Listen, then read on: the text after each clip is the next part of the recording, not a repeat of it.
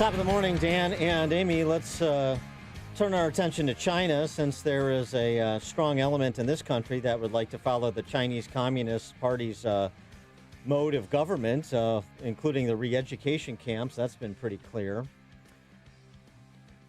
Mike Pompeo meeting with the Chi-Coms today in Hawaii at a precarious time, considering the beginning of this week, it was unclear whether or not the trade deal was still a go.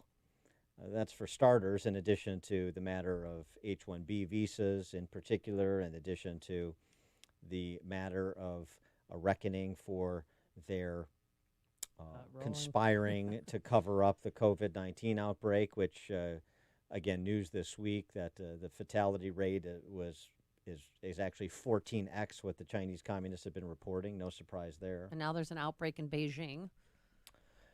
So to help us understand all that is going on, including the Indo-China conflict, we're pleased to be joined again by Dana Cheng. She is the senior editor of China News for the Epoch Times. Dana, thanks for being with us. Appreciate it. Thank you for inviting me.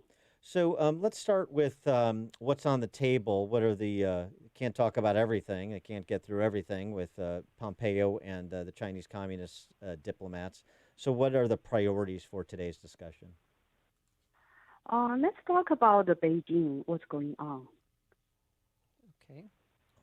Okay. Well, Beijing is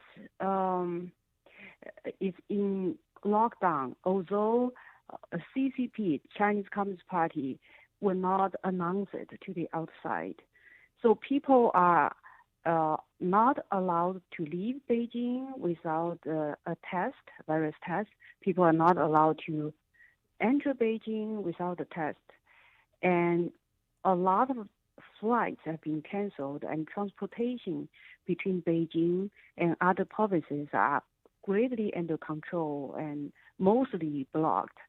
So medical care people like doctors and nurses have been sent from more than 10 provinces to Beijing, meaning the situation in Beijing is very serious. Okay. Are people locked in their homes? Are they told to stay home? Can they go to work? What's it like? Well, people have a kind of a digital app. It's called a health code. So it can be green, yellow, red. And ironically, there's a wet market that has been locked down. And that market sells seafood and vegetable and provide for 70% of the population in Beijing. And that one, as people say, there were viruses there. So it was locked down. And when the car passed by that area, immediately you will get a notice through the cell phone, and someone will come to your door and say, you need to stay in quarantine for 2 weeks. And they are like buildings that have been welded from outside and totally locked in. People are totally locked in. Yeah, okay, so China doesn't have a very persuasive case to make to Pompeo today about lifting the travel ban.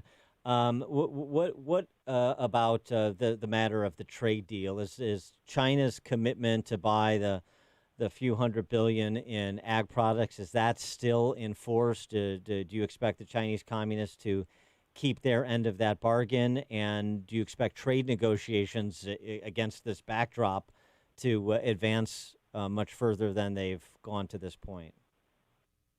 Well, CCP and Chinese Communist Party has never kept any promise, so we never know. At this point, because of a political need, they want to keep buying. Actually, they need agricultural products. They really need that. They are short of food. And especially there are flood and there are different natural disasters in China, and the food is in shortage. And there's a very poor management in that system. So the central government cannot check the food storage anywhere. In the past, when they start to check like a rice storage place, then there will be a fire, meaning someone set a fire to burn evidence. So they don't even know how much in storage they have. They really rely on importing of food. Right. Right now, there are countries around China that have banned exporting like rice or other agriculture products to China because they are stockpiling it. In February, they stockpiled medical supply and face mask, basically shopped everything around the world and shipped them in China. When the virus broke out in America and European countries, these countries were short of medical supply. It has been all shipped to China. So China raised the price and sold it back to the Western countries. Now they are stockpiling agriculture products and food. And is there any sense of what the extent of the outbreak is in Beijing or other Chinese provinces? Well, Beijing is obviously a center, but the real information is tightly controlled. And we know that the cremation center have added their working hours, and the medical care people have been sent, and the hospital people were told to keep information totally confidential. So they are repeating the same what they did in Wuhan. They have taken away different people who spread information and called them rumor monger, and about 10 people got punished, and a lot of people got warning. So even medical doctors, even they communicate and do research and want to publish any research paper on medical magazine, it has to get approval from the government. We don't know full. Yeah, right. And so the relationship between America and China going forward, we understand that the Chinese communists are a totalitarian regime. We understand that they keep half the population in a state of poverty. We understand their persecution of Uyghur Muslims. We understand all that, their aggression in the South China Sea. So what are we talking about with the Chinese communists, or what can we? What is an intersection point for American interests and a conversation with the Chinese communists? Or is there, from your perspective, no point in talking at all because there's nothing that you can trust they will deliver, even if they've agreed to specific performance on a particular topic? Right now, the fight between U.S. and China is not between two countries. It's between a free world with a communist regime. There's no win-win situation possible. So what's the idea of talking and negotiating? Of course, we don't want a disruption, but eventually the best way out for America is to decouple from a communist regime. If communists fell apart, Chinese people will be running a nice, civilized country like the Westerners. So we can deal with China at that time. But Communist Party is in great crisis. It's going to fall apart soon. Oh, you think the Chinese Communist Party you think their days are numbered, like in the near term? Right. You do. So you think there'll be a revolt? From every direction. There's a saying among Chinese called 天灭中共, heaven is killing the Communist Party. Look at the countries around China now, and look at Africa and America and other countries. They are all trying to hold China accountable for the misconduct, and that had never happened before. And Chinese people inside China, my friend there told me, people are ready. So if people fall apart, they are totally ready. So do you see President Xi to China what Gorbachev was to the Soviet Union? Do you see him as the last communist leader? I mean, effectively the last communist leader, the last leader before the fall? And just that question first. Yes, I think so. Really? And will he? Is there any evidence that he will make the same mistake, sort of in quotes, that Gorbachev made, which was he thought the way to save the Soviet Union was through glasnost and perestroika, which was to allow for some opening of that totalitarian society, and that actually hastened its demise, thankfully. Uh, will President Xi perhaps make that same mistake? Well, I'm not sure he want to change Communist Party at this point. So you don't think that I don't, he will try to open up society a little bit as sort of a relief valve, that his approach is going to be continue to become over the top with ever increasing totalitarian strictures to become more repressive, not more open.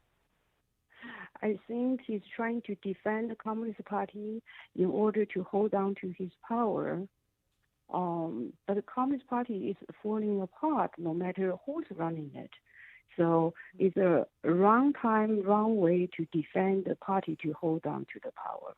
Okay. Wanted to move on to North Korea. Recently, they blew up that joint liaison office with the South. And what role did Kim Jong-un's sister play, and what does this mean for the U.S.? I think they are trying to attack to show their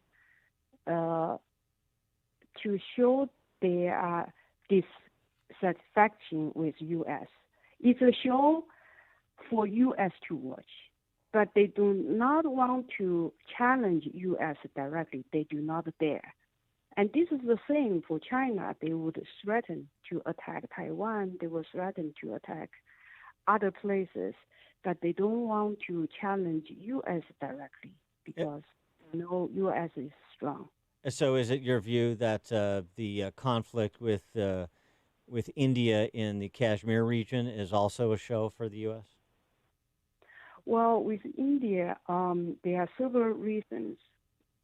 The border has never been defined, but both sides have learned to stay in peace for 58 years. But right now, there are so much crisis internally. They need to pick outside subject to attack, to distract attention. They always do. They always do that at the crisis time. And secondly, during the U.S. and China trade war, India is not following China, and China want to punish India a little bit. But they want to keep it in a controlled level. So as soon as they stop this fight, at the same time they approved a loan to India for to help the COVID-19. So they want a controllable scale a war to punish India a little bit, to show its strength. But the result is just the opposite. Indian people nationwide are boycotting the product made in China. She is Dana Cheng, senior editor of China News for the Epoch Times. Dana, thanks for joining us. Appreciate your perspectives. Thank you.